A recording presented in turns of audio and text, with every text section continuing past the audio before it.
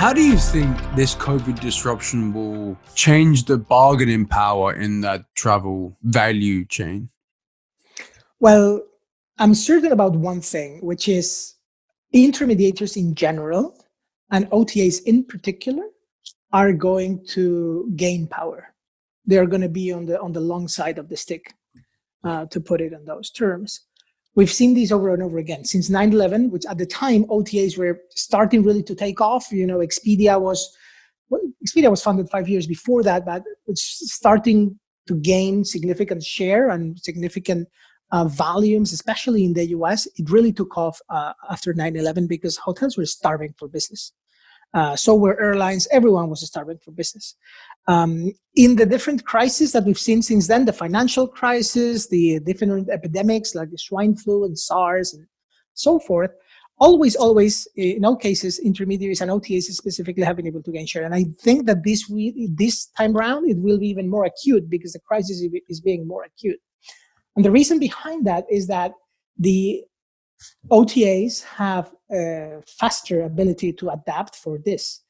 These are technology companies deploying their resource and their know-how into marketing. They don't own assets. They just have people and servers, to put it that way. So they can much faster adapt to the new normal versus hotels, especially in a world where you need to consider that MICE, meetings, incentives, congresses, and expositions, are going to disappear completely.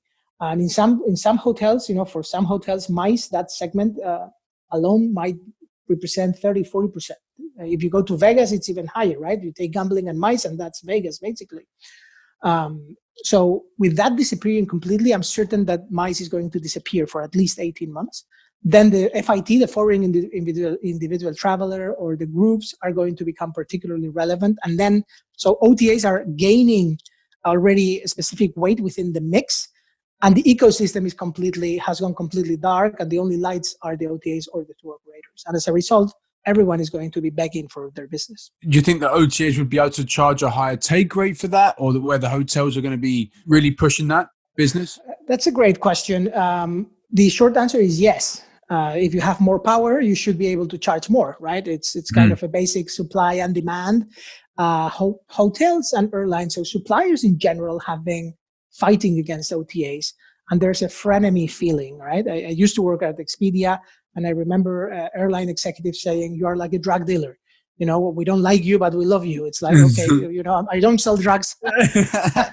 I work for an OTA, a leading OTA, but I get your point, because you need me, but you don't like me because you don't want to need me. But again, you need to fill your planes, and as a result, you need to call me, right?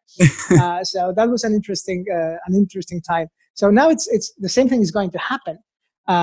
Hotels are far behind airlines in industry intermediation for different reasons that we can cover if you want. But I would say that hotels are 10, 15 years behind. As a result, they're even more dependent than airlines are for distribution. So if you think, I don't want to get into technical aspects, but all of the OTAs in the world are always giving you increased visibility, MODs, member-only discounts, the Genius program, whatever you call it. At the end of the day, is the same game, is give me more commission and I'll give you more business because I give you increased visibility and increased merchandising and increased. So that is going to become especially acute now. And as a result, the take rate, the effective take rate, which is what really matters, not the contract commission, but the effective one, will go up for sure.